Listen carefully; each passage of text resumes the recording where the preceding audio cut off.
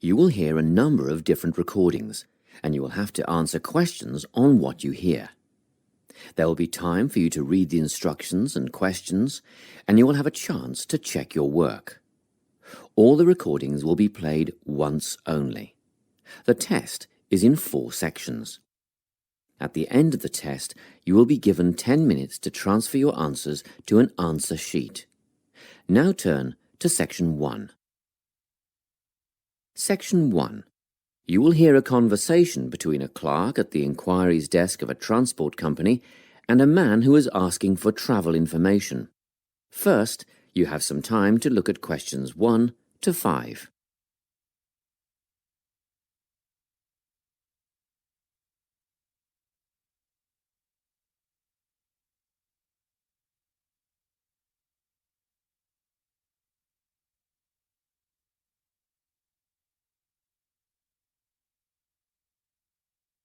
You will see that there is an example that has been done for you. On this occasion only, the conversation relating to this will be played first. Good morning, Travel Link. How can I help you? Good morning. I live in Bayswater and I'd like to get to Harbour City tomorrow before 11 a.m. Well, to get to Bayswater... No, I live in Bayswater. My destination is Harbour City. Oh, sorry, right. So that's Bayswater to Harbour City. Are you planning to travel by bus or train? The man wants to go to Harbour City, so Harbour City has been written in the space. Now we shall begin. You should answer the questions as you listen, because you will not hear the recording a second time. Listen carefully and answer questions 1 to 5. Good morning, Travel Link. How can I help you? Good morning. I live in Bayswater and I'd like to get to Harbour City tomorrow before 11 a.m. Well, to get to Bayswater... No, I live in Bayswater. My destination is Harbour City. Oh, sorry. Right, so that's Bayswater to Harbour City. Are you planning to travel by bus or train? I don't mind, really. Whichever option is faster, I suppose. Well, if you catch a railway express, that'll get you there in under an hour. Let's see. Yes, if you can make the 9:30 a.m. express, I'd recommend you do that. Great. Which station does that leave from? Helendale is the nearest train station to you. Did you say Helensvale? No, Helendale. That's Helendale. What's the best way to get to the Helendale station then? Well, hang on a minute while I look into that. Now, it seems to me that you have 2 options. Option 1 would be to take the 7:06 bus from the Bayswater Shopping Centre to Central Street. When you get there, you transfer to another bus which will take you to the station. Or the second option, if you don't mind walking a couple of kilometres, is to go directly to Central Street and get straight on the bus going to the train station. OK, which bus is that? The 792 will take you to the station. I guess the walk will be good for me, so that might be the better option. What time do I catch the 792? There are 2 buses that should get you to the station on time, one just before 9 o'clock and one just after. But look, at that time of the morning it might be better to take the earlier one, just in case there's a traffic jam or something. The 8:55 is probably safer than the 9:05. Yeah, I don't want to miss the train, so I'll be sure to get on the 5 to 9 bus. Before you hear the rest of the conversation, you have some time to look at questions 6 to 10.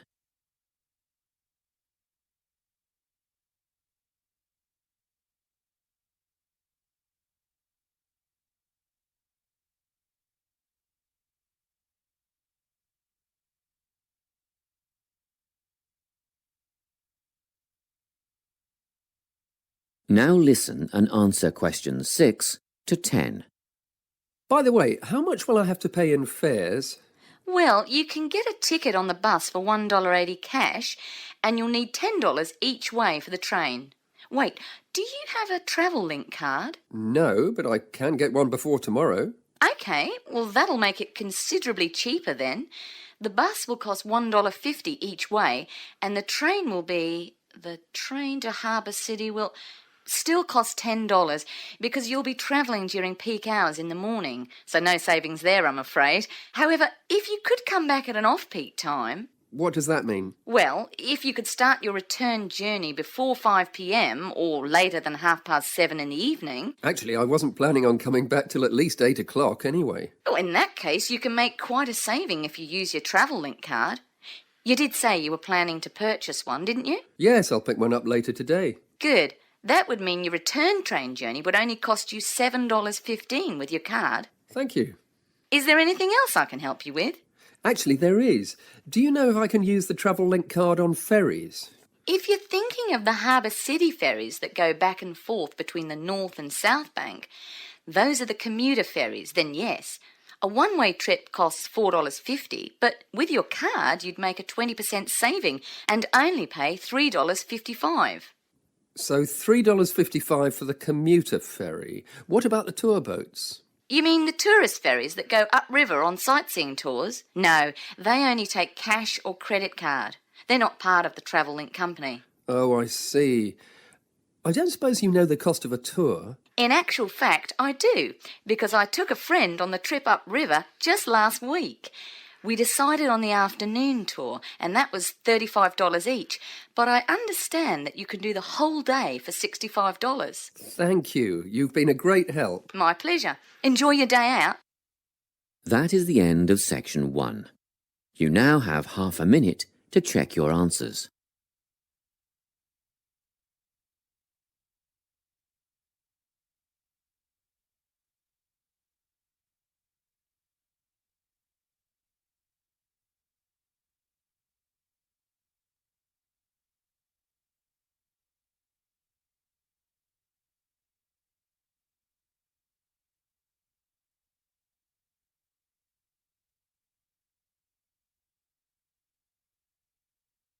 Now turn to Section 2. Section 2. You will hear a guidance counsellor talking to a group of students. First, you have some time to look at questions 11 to 14.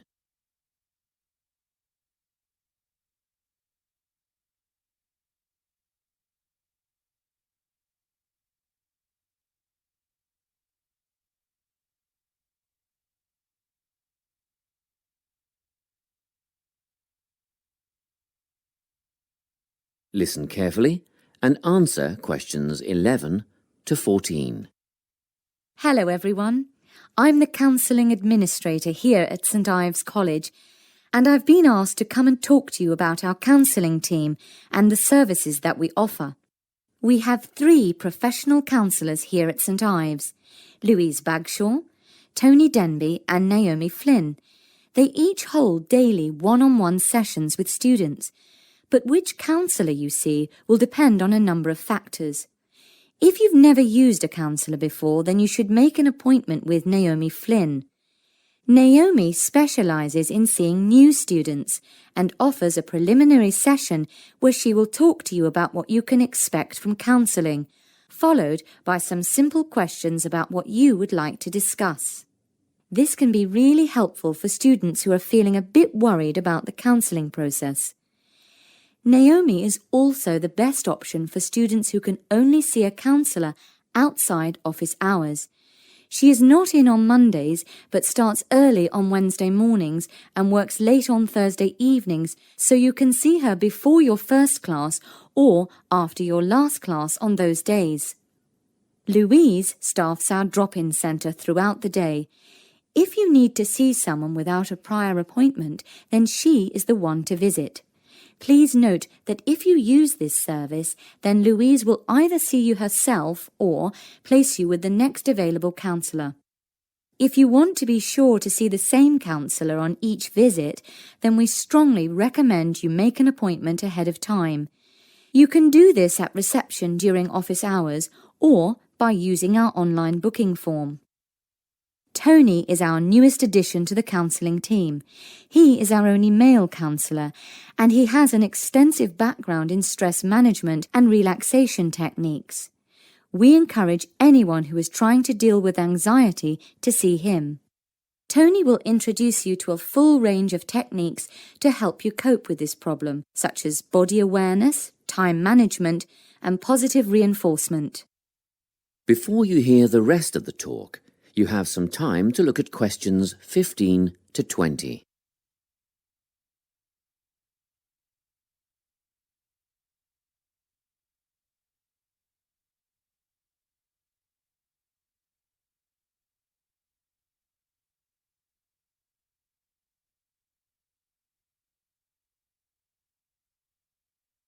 Now listen and answer questions 15 to 20.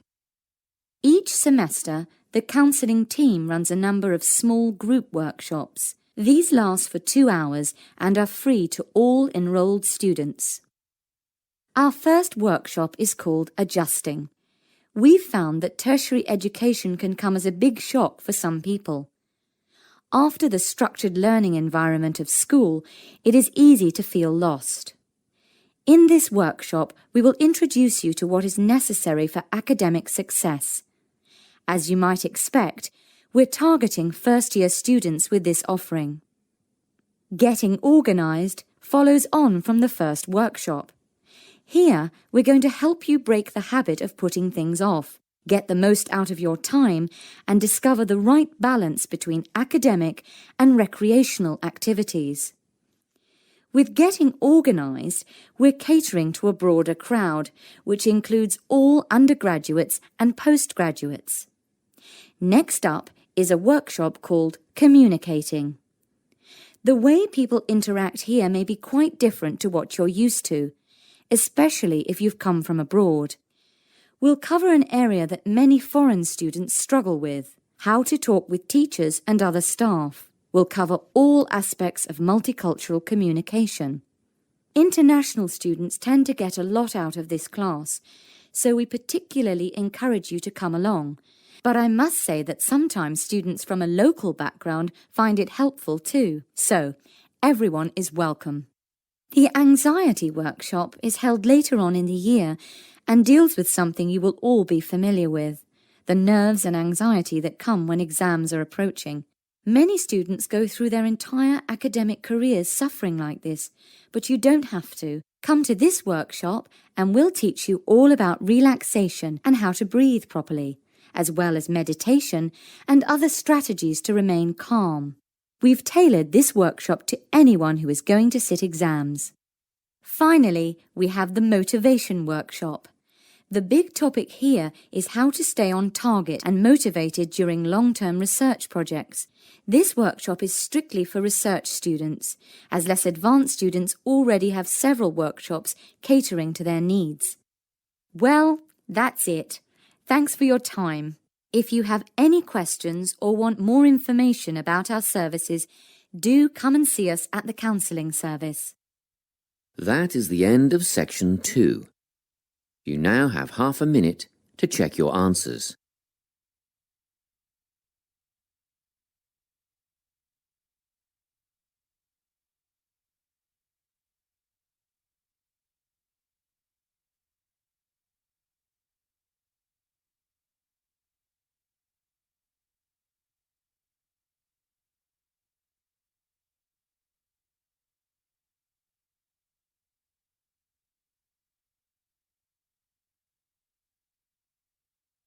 Now turn to section 3.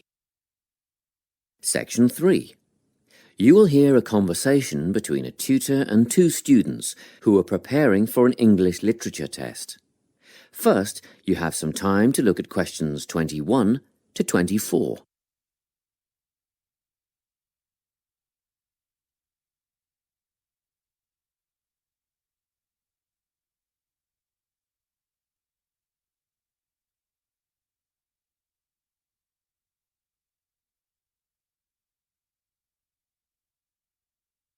Listen carefully and answer questions 21 to 24.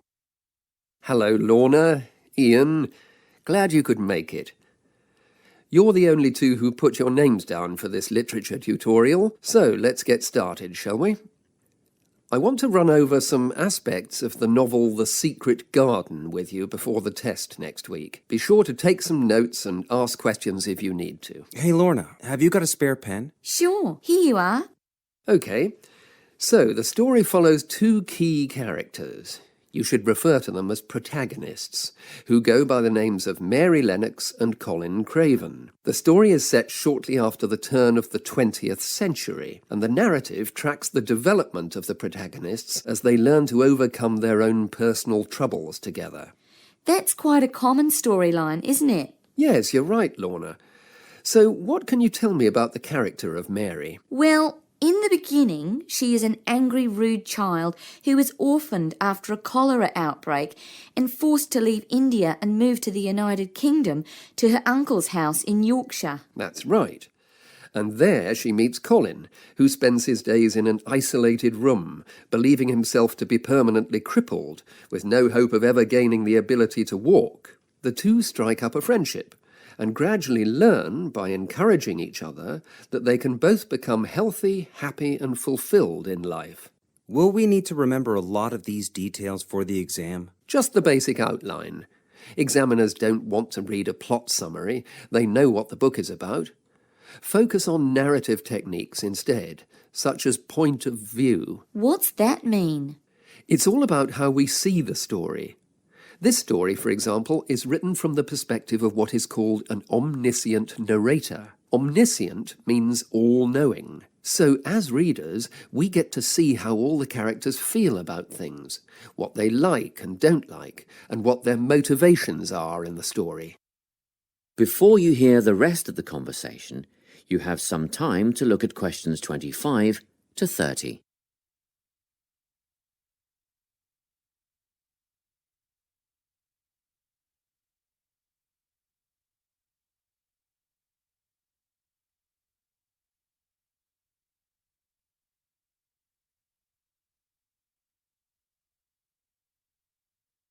Now listen and answer questions 25 to 30.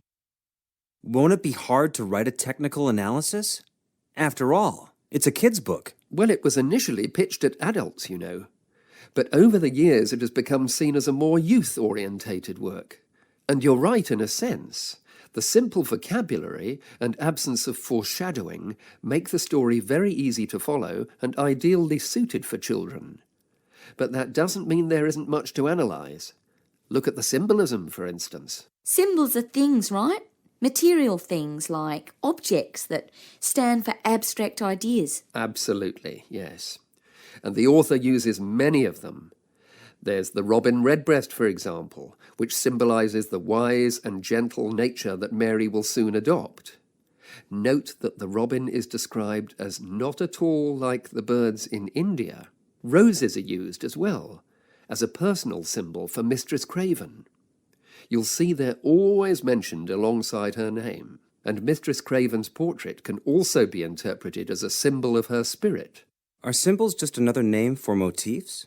No, motifs are a bit different. They don't have as direct a connection with something the way that a symbol does.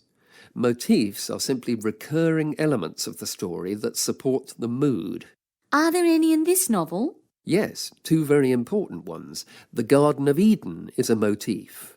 It comes up a few times in connection with the garden of the story. And then you've got the role that secrets play in the story. In the beginning, everything is steeped in secrecy, and slowly the characters share their secrets, and in the process move from darkness to lightness, metaphorically, but also, in the case of Colin, quite literally. His room in the beginning has the curtains drawn, and he appears at the end in the brightness of the garden. Anything else we need to know about? Yes. Nearly all novels explore universal concepts that everyone has experienced. Things like love, family, loneliness, friendship. These are called themes. The Secret Garden has a few themes that all centre on the idea of connections. The novel explores, for example, the way that health can determine and be determined by our outlook on life. As Colin's health improves, so too do his perceptions of his strength and possibility. The author also examines the link between our environment and our physical and emotional prosperity. The dark, cramped rooms of the manor house stifle the development of our protagonists. The garden and natural environments allow them to blossom, just as the flowers do. Finally, this book looks at connections between individuals, namely Mary and Colin. This necessity of human companionship is the novel's most significant theme, because none of their development as individuals would have occurred without their knowing each other. Well, that about sums it up, I think. That's a great help, thanks. Yes, thanks very much. That is the end of section 3. You now have half a minute to check your answers.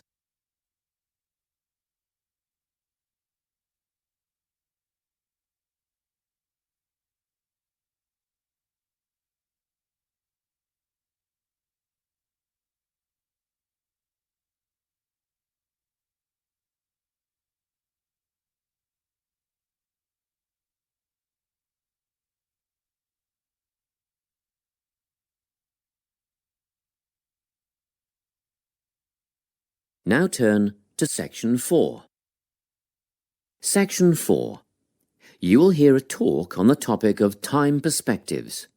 First, you have some time to look at questions 31 to 40.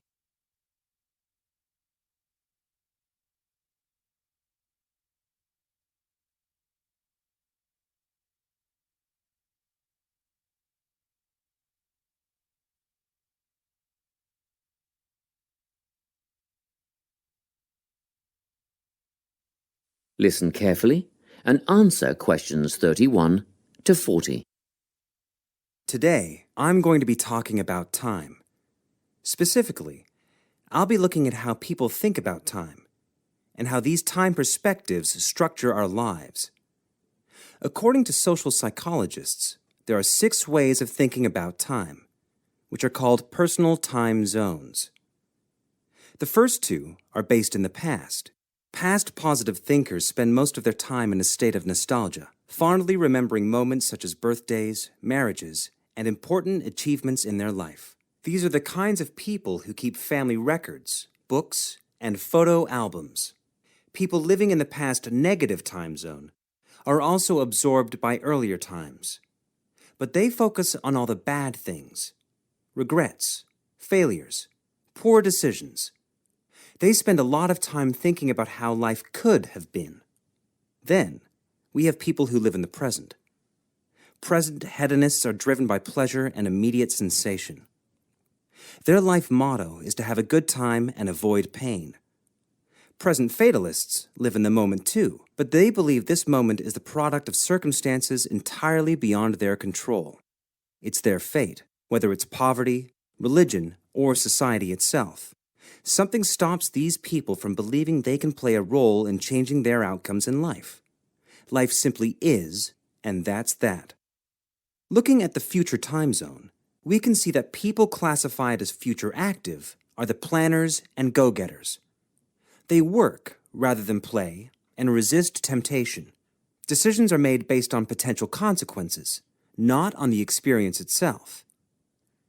A second future-orientated perspective, future fatalistic, is driven by the certainty of life after death and some kind of a judgment day when they will be assessed on how virtuously they have lived and what success they have had in their lives. Okay, let's move on.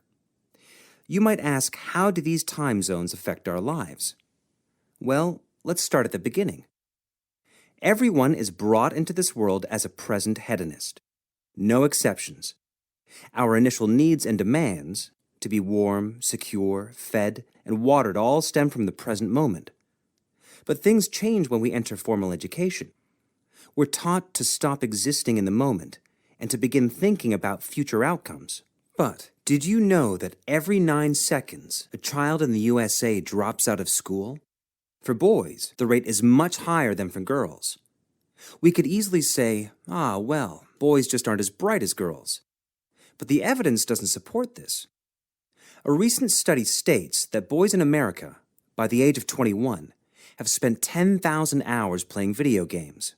The research suggests that they'll never fit in the traditional classroom because these boys require a situation where they have the ability to manage their own learning environment. Now, let's look at the way we do prevention education.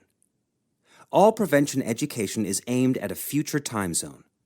We say, don't smoke or you'll get cancer. Get good grades or you won't get a good job. But with present-orientated kids, that just doesn't work. Although they understand the potentially negative consequences of their actions, they persist with the behavior because they're not living for the future. They're in the moment right now. We can't use logic, and it's no use reminding them of potential fallout from their decisions or previous errors of judgment. We've got to get in their minds just as they're about to make a choice. Time perspectives make a big difference in how we value and use our time.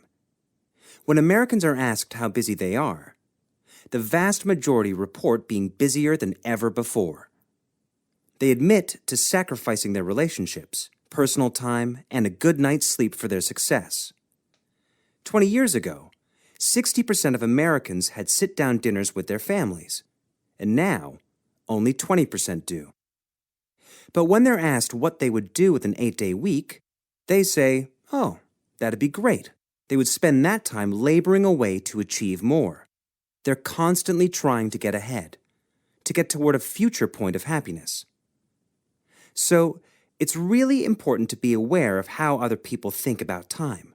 We tend to think, oh, that person's really irresponsible, or that guy's power-hungry. But often, what we're looking at is not fundamental differences of personality, but really just different ways of thinking about time.